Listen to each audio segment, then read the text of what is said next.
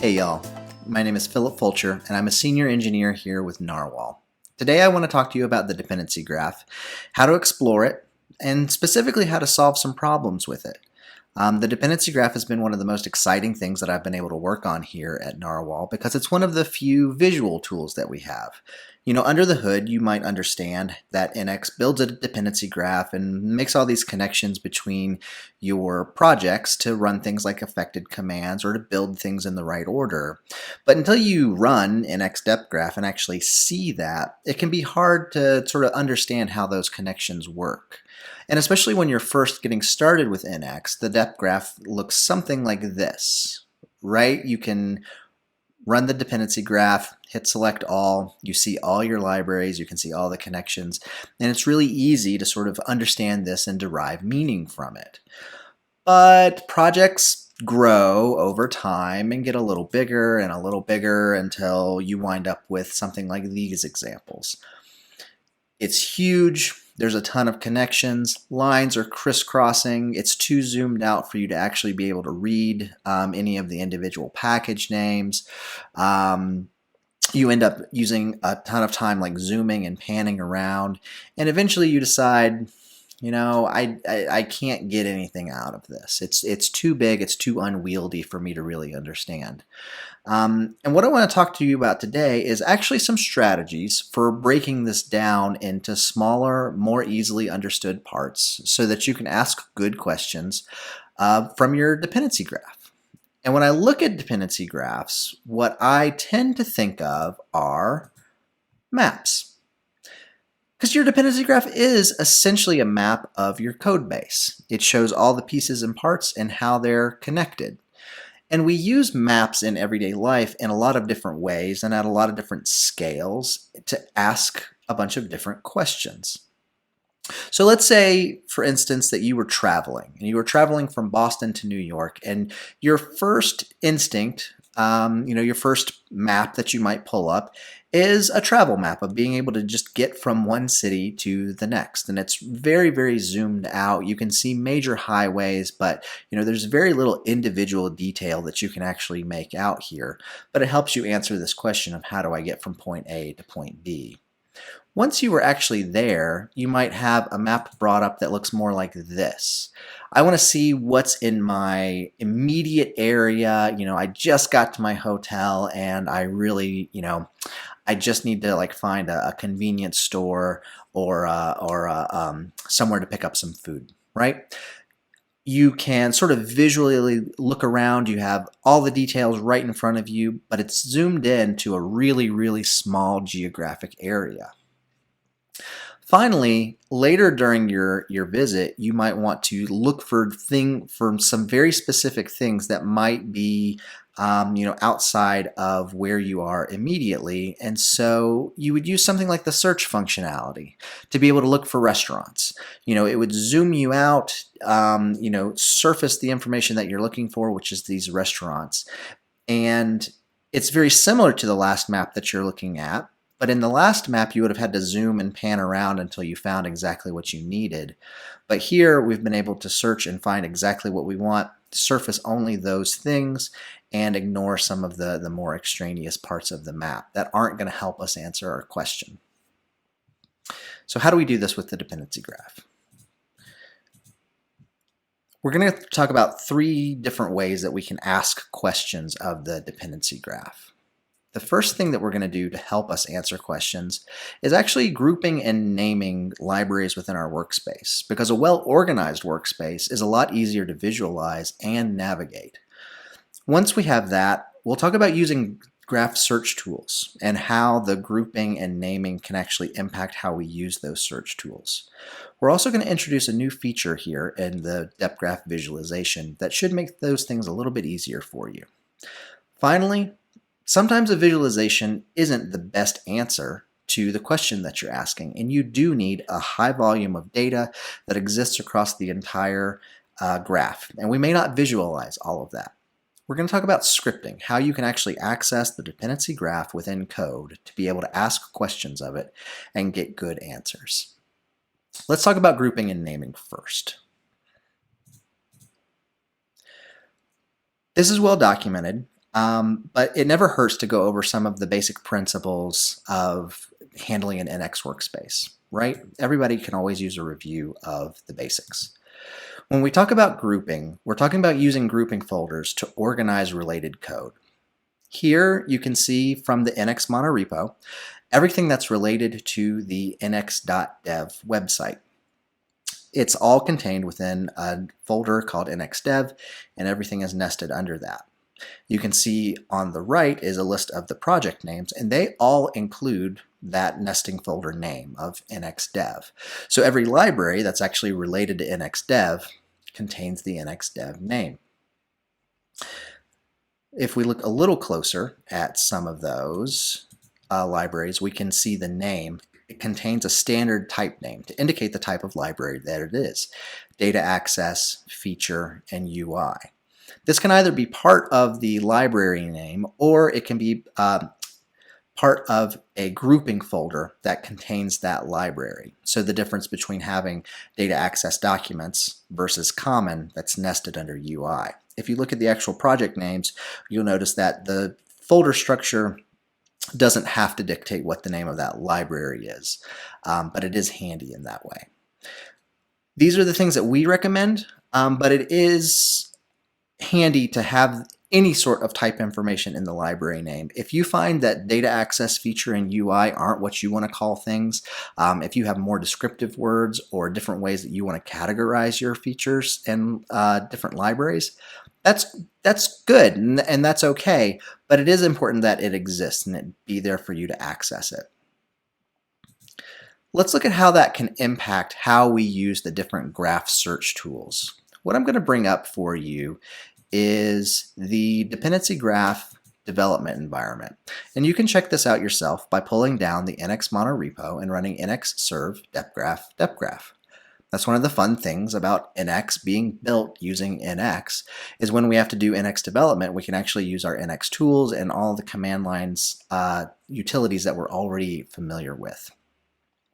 The thing that this is going to give you is up at the top you'll have a debugger menu, and it's going to allow you to select from a few example dependency graph sets. And this can be really helpful even if you don't plan on doing any development for the dependency graph. It'll give you access to how other dependency graphs look in popular projects. And that can help you understand your own dependency graph.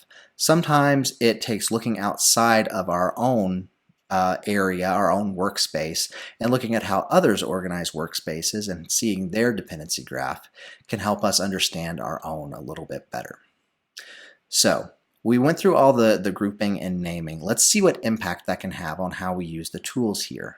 And first I'm going to use the text filter, because by using that, since nxdev was a part of the name of all those libraries, I can search for nxdev and suddenly have all of them here. Let's go ahead and group by folder, and that'll give us even a little bit more structure. We'll see that UI grouping folder sort of nested underneath nxdev. And this is great. This is able to pull together all of the libraries related to nxdev, but we can go a step further and actually reduce it down even more by including a particular type of library. Let's say that you had a new person coming on to the team and you wanted to give them sort of a visualization of the different routes that might be available in your workspace. Routed views are typically handled by feature libraries, and so what we could do is do a text filter by nxdev feature, which would give us all of the feature libraries that exist inside of nxdev and their relationship to each other. Right now there's not that many connections, but if we just scroll down and add the nxdev app, now we can see a little bit more of how those different things connect and how they're nested together. And this is a great question to ask of your dependency graph. You know, what are my major routes? How can I visualize that? How could I introduce someone new to the code base? And because we have all of the naming and grouping information available in the actual library name, it makes it very easy to do this. The other search tool that we have inside of the dependency graph is focus. So let's focus this depgraph project that we're viewing right now. And focus can be hard to use. So when you focus on a particular library, our project, what it's going to do is search the entire dependency graph and find any other project that has a path to the project that you focused. And once your workspace is of a certain size, that can mean almost all of your libraries end up connected somehow, or a very, very large subset of your libraries end up related. And so it's even hard to tell what I have focused here, right? The dependency graph is like way over here. We've got this nest of sort of interrelated packages in here, and we've pulled in a bunch of E to E. When you're focusing on the dep graph project, you're probably not interested in all of this other clutter. So we're trying to make your life easier. We're trying to make this a better tool to use, and so we're introducing a new feature called search depth inside of the visualization. And it's available right over here in the sidebar. I'll enable it now with a search depth of 1. What the search depth does is limits the search of the dependency graph, so that rather than searching the entire dependency graph, it's only going to go a set number of steps away from what you have focused or filtered. So when you have a search depth of 1, that means it'll only reveal the focused package or focused project, and then anything that depends directly on it or that it depends directly on. They're one step away from that project. And this is a much easier to understand dependency graph. We can see a better representation of what dep graph represents within the NX monorepo. It's not that big a project. It really only handles this visualization, and it's not that related to any of the other packages. And so this makes a lot of sense now that it depends on DevKit and Workspace depends on it because it needs it to be able to pass the dependency graph information in to be able to visualize this. And then of course we have the dep graph end-to-end tests which run against dep graph. This is a much easier way of sort of focusing in and understanding things about the project that we have selected. If we were to take another step out, well, now we're looking at things that are 2 steps away, and we're in that packages directory, so we do have more interrelated packages that are just 2 steps away from the dependency graph. But it's still not the same scale and size of the things that we are working with, so it still helps us to better understand that. Let's take this search depth back down to 1 and see how it can also affect the text filter. So I'm going to turn the search depth off for just a second, and we're going to do this search again for NXDev. And again, this involves everything with NXDev. Let's say that we wanted to take a look at what outside of NXDev does it depend on. Are there any shared libraries or anything like that that it might need? And in that case, we would include projects in path, which would do that same kind of focus search to find anything else in the dependency graph that might depend or be dependent upon from these. And if we filter that, we get a lot of extraneous information. We have all of the packages here. Somehow we've actually pulled in the dependency graph, and the dependency graph has nothing to do with NXDev. We've added a lot more than perhaps we intended to. The search depth can also help us here. If I enable this with include projects and path enabled, you'll see that I'm back down to just my NXDev libraries along with docs and the Cypress package. And this makes a lot more sense. I can kind of look at what is actually contained within NXDev and what's sort of one step away from any of those libraries. And this gives us a little bit more clarity there. If I increase my search depth by 2, I can get a little bit more detail of what Cypress might depend on within packages, but I'm still not getting so far away that I'm including something like the dependency graph, which has nothing to do with any of this. So we really hope that feature helps. This is an idea that actually came in from one of the feature request issues on GitHub. So if you have problems with your dependency graph, if you have questions that you don't feel like you can answer, get in touch with us. I'm available on Twitter at PhilipJFulcher, or you can file a feature request in the GitHub repo for NX and assign it to me, and I'll be sure to talk to you about it. Let's take a look at what else that we might be able to do with a different dependency graph using the tools that we just used. Let's switch over to the Storybook dependency graph. And if you're not aware, the Storybook project is built using NX. And so we include the example here because it's a good example of some open source software that uses NX. Let's focus Storybook Angular with a search depth of 1 on and see that while there are a lot of crisscrossing dependency lines, this is still pretty absorbable. We can look at this and determine exactly what's sort of one step away from Storybook Angular. The other thing that it can allow us to do by using filter on a library that happens to already be visible, let's say Angular CLI in the examples, let's focus that. And this sort of allows us to travel to an adjacent neighborhood. We've looked at everything that was involved around Storybook Angular, and now as we step over to Angular CLI, we're getting a slightly different view. We can still see the connection between Angular CLI and the Storybook Angular package, but now this gives us a better idea of what might be depended on by something that depends on Storybook Angular. And so by using focus and search depth, we can sort of navigate around different subgraphs of the entire dependency graph and begin to get a better idea of how things are interrelated rather than trying to view everything at once and trying to derive meaning from that. All right, so sometimes a picture isn't quite enough. A visualization isn't going to give us all the information that we need. We need a little bit more of the underlying data of the dependency graph, or we need to iterate through more libraries than we can actually visualize and understand in the browser.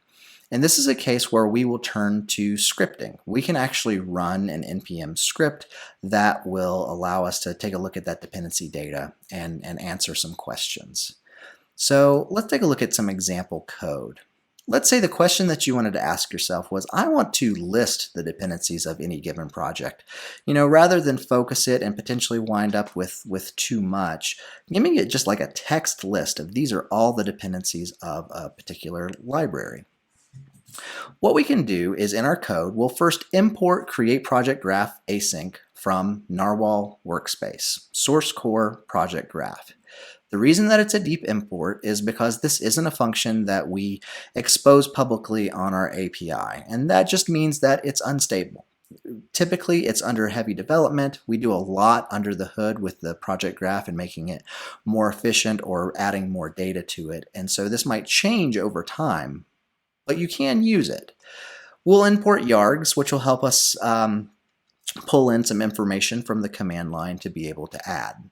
The first thing we'll do is create an async function. We'll go get our graph inside of that by using await.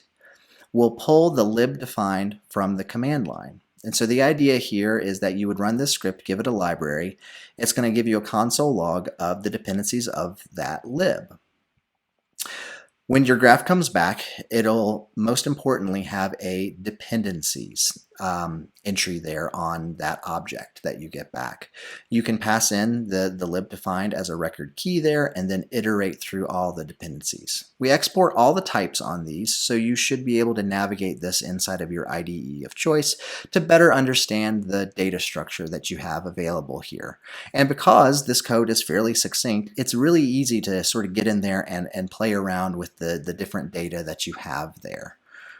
If we were to run this command, or run this script rather, against the NX monorepo and look at depgraph, well, what it's going to give us is the dependencies of that, and you will see devkit, and then we'll see a lot of libraries that are appended with npm. Because the dependency graph does contain information about your npm dependencies per library, and we don't expose that in the visualization right now. But you have access to that if you start a script and do this information. So by looking at what npm dependencies we have, let's think about what other questions that we might be able to ask. And maybe we could ask this question in sort of the other direction, which is to say, let's list projects that depend on a given npm package. You may look through your package.json occasionally and think, do I actually, who uses that? Who's using that library? Who's using that package? Let's find out. Okay, so this is going to start out very, very similarly to what we had before, except rather than looking for the dependencies of one library, we're going to iterate through all the dependencies by using object values graph.dependency. We're going to flip through all of that. When you're given a package that actually comes from an npm dependency, we saw that it's appended with npm colon, and so we can look for any of those dependencies that start with npm, and then we can log out the source of that dependency. If we were to run this on the NX monorepo looking for something like RxJS, which is really popular in the Angular world, this is what we'll see, that these projects depend on RxJS. depgraph, workspace, Angular, some things like that. If we were to look for something like React, then we can see how many different libraries within NX actually depend on React. And so this can be really, really helpful to understand whether you're migrating from a particular package, wanting to see what the usage level is of a given package. This can help you understand that better. Let's take this idea of listing the projects that depend on a given npm package and take it one step further. You know that question I asked about, hey, is anybody actually using this npm package? Let's see, and let's actually get a good answer to that question by writing a script that will find unused npm packages. This is very similar to any of the code that we've written so far, with the exception of now we're going to pull in the package.json information. We'll loop through all of our graph dependencies. We'll filter through the dependencies on a given library, looking for anything that starts with npm. And then for each one of those dependencies, we will basically set our record. If it's the first time we've encountered a particular package name, we'll set that to 1 on the record. Otherwise, we'll give it a ++. And this gives us a way of essentially counting each of the npm packages that we have encountered as we loop through all the dependencies of our project. At the end, we'll look at our package.json dependencies, loop through them, and look for an existing record on where we tracked the number of usages of that library throughout our dependencies. And then if we don't find one, we'll log it out because we know that we never encountered a package of that particular name starting with npm in any of our dependencies. If we run this on the NX repo, we actually do hit a result. There's a package called weak-napi that we're not using. So it's a good candidate to look for and make sure that we remove it. We don't want to maintain packages that we're not actually using anymore. And this could be something that you make as part of your development workflow. This could be an occasional audit. This could even be part of your CI. You want to make sure that commits don't get in that include unused packages. If you're not going to use it immediately, then you shouldn't include it right now. Those are the kinds of problems that you can begin to solve with scripting this out and having this dependency graph-based script. Rather than doing a text search or having some sort of regex that you use within your IDE, this is something that you can solidify and use as part of a script that you can have repeatability with. And the record for all of your dependency graph, that data structure, again, is, I think it's a lot of fun to play with, to be able to iterate through all the dependencies, all the information that you have in your libraries. And it can be really cool to just sort of, loop through those, find different ways of combining the different sets of data that you might find in there. All right, so we've covered a lot. Let's review what we've gone over. Number one, when you want to solve problems with the dependency graph, make sure that you organize and name your libraries into neighborhoods. Use grouping folders and use types in your library names so that you can better use the search tools that are available to you in the dependency graph. Use the new search depth settings to limit your focus to a particular neighborhood of libraries. When we're looking at maps, we want to zoom in to the appropriate level of detail that we need to answer the question that we might have about it. And the search depth settings can help you do that even more. Finally, when you need city level information, when you do need all that information that's available to you and it won't work in a visualization, use a script. Those code examples will be available in slides. I'm really, really excited to talk to you about this. I'm open to talking about this with anyone at any time. Once again, I'm on Twitter at Philip J. Fulcher, and I really look forward to talking to you more about the dependency graph and how you can solve problems with it. Thanks for your time, everyone.